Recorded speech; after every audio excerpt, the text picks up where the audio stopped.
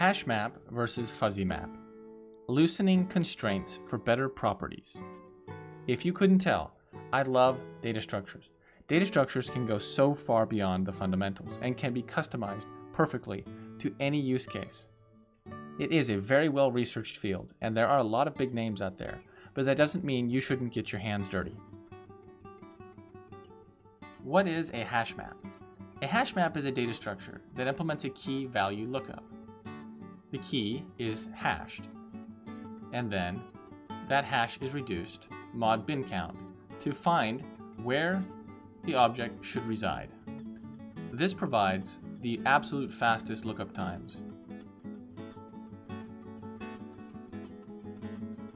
The problem with hash maps arises when we get what is called a collision.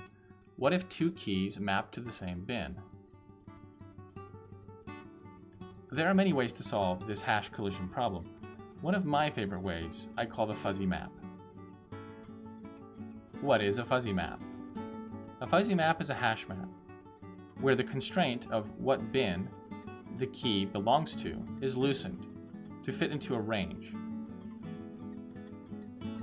This allows us all the advantages of the hash map lookup, but tempers the hash collision. The fuzzy map does very well when we optimize for CPU cache alignment. I like to use the fuzzy map as the sorting mechanism inside of a B tree instead of an ordered list. This allows the B tree nodes to grow even more. There's an implementation of this on GitHub.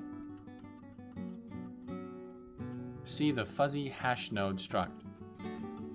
Thanks for watching.